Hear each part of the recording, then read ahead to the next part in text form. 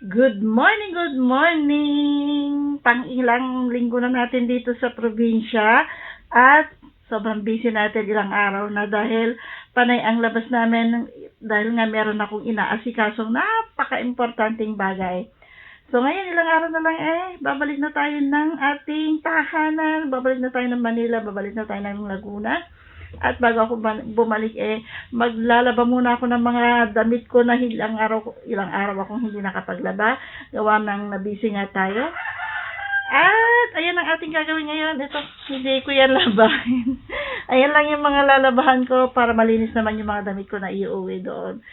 So, ang ating araw ay magiging busy ngayon at tingnan natin kung ano pa yung pwede natin gawin bago tayo makabalik ng Manila. Huwag ka na lumabas. Yan na yung ating nilabahan. Magbabanlaw na tayo. Hindi tayo gumamit ng washing machine. Kasi kaunti lang naman. Saka type kung ngayon. Magkusot-kusot. Ayan. Unang banlaw tayo ngayon. Para matry ulit natin yung magkusot-kusot.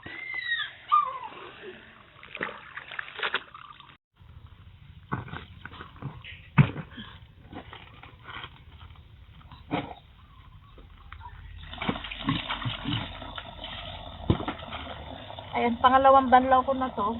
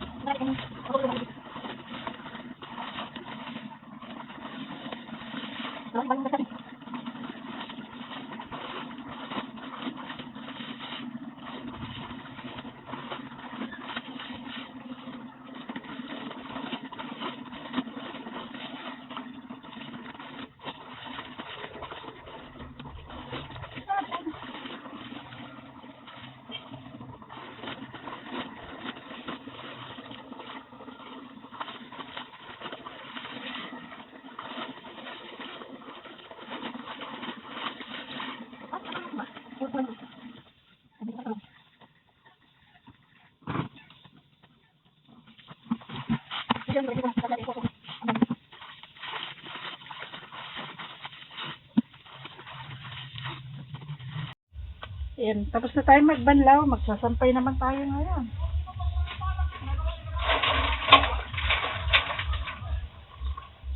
Hindi na ako magdadryer kasi sayang. Sayang ang kuryente. Maya-maya naman mainit na rito.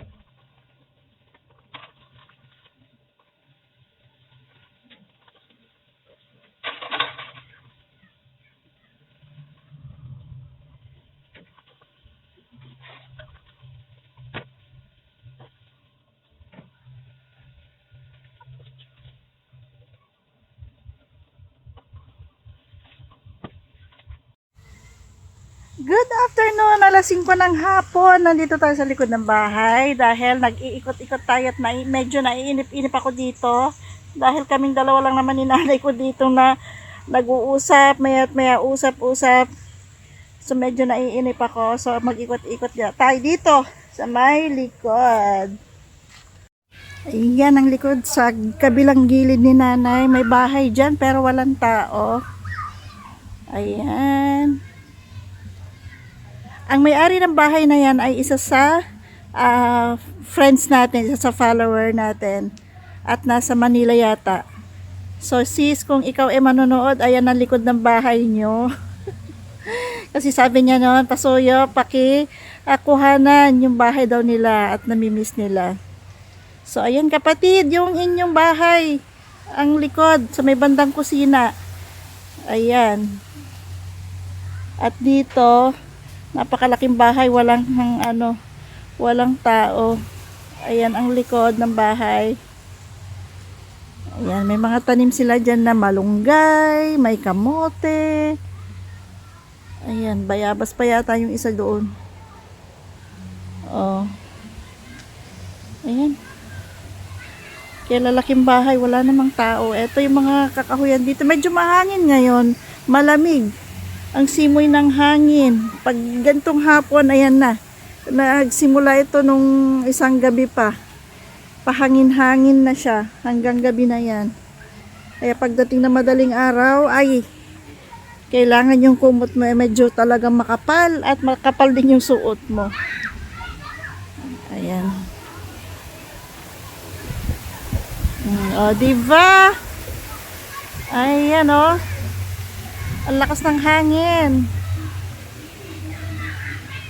Ayan, nagluluto tayo habang nag-iikot-ikot tayo dito. Punta ulit tayo doon sa may fish pan. Doon kasi yung yung nakaka-relax. Tingnan natin kung yung mga isda pag gantong hapon gumagalaw. Na po. Pasado 5:00 na ng hapon. Tingnan natin kung sila active pa.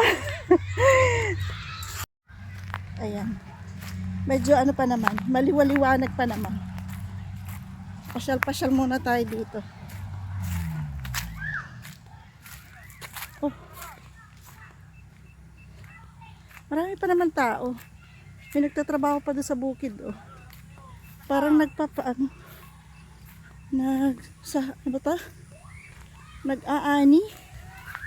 Ayan yung mga palaya na yan, ang mga kulay green. Sa uncle ko din yan.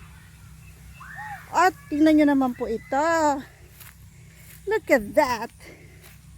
Tingnan nyo naman po laki ng upo. Oh, yung upo. Kanina nag-harvest ni sila ng upo. Meron pa natirang malaki, oh. Oh. Ah, diba? Yung upo na to pabilog. Ching! Bini. Ayan po nakalagay, oh. Bini. Binhi. Ang ibig sabihin yan. Itatanim nila yan ulit. At meron pa dun. Ayan pa, oh. Yan. Oh, diba? Ayan. Baka bukas yan malaki na. Pwede na namang ulamin. So, ayan ang palaya ng uncle ko. Green na green. Oh, ayun, meron nagpapaano doon, oh. Nag-aani ata sila doon. Ayan. Hindi na rin uso dito yung yung mano-mano na magtanim. Hindi na rin uso dito yung mano-mano na mag-ani. May mga makina na rin silang ginagamit. Ayan. Dito tayo sa kakahuyan. Hindi naman siya nakakatakot pa kasi medyo maliwanag pa naman. Ayan. Oh. Zoom natin. Ayan. Ayan, nag-aani nga sila. Ayan na. Lapitan natin. Konti. Ayan. Ayun. O, diba? Mas mabilis. Mas mabilis na ang mag-ani.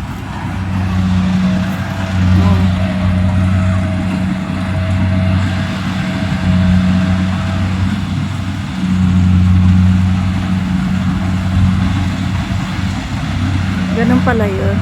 Mag-ani o hindi ko sure. Wait lang, tingnan natin. Mag-ani o mag-ano ng lupa para taniman ulit. Hindi ata mag-ani.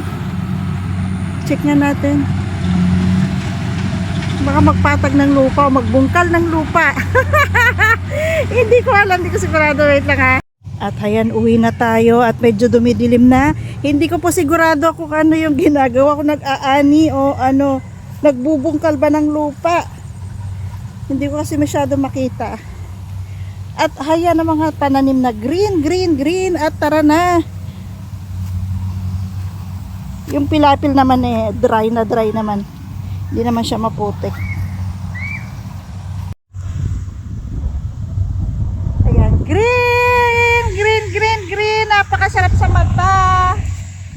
Ayan, let's go. Alas 6 na at tara na, balik na tayo doon. Baka mamaya tingnan nyo naman yung palibot, oh. Baka mamaya may sumusunod para sa atin dito. Let's go. Iniwan ko pa yung niluluto ko doon. Yan. Ayaw kong sayangin yung mga mga lugar na magaganda dito sa palibot ng bahay ng nanay ko. Medyo madali lang talaga ako mapagod pagka ganito na lakad ng lakad. Ayan dyan, oh. Puro kakahoy yan. Oh.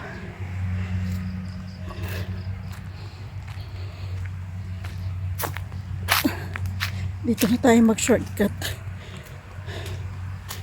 Ay, medyo napagod na naman si Inday. Ayan ang mga kahoy ng nanay ko. Yung mga pinutol-putol dito, ayan. Gagawin ng nanay ko yan na panggatong.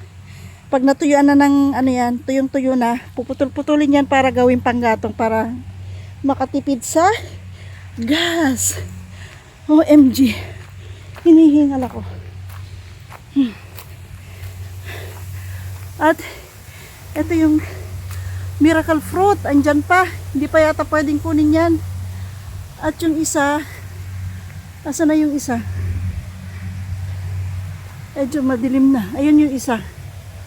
Ayan. Ayan. Yung isang miracle fruit.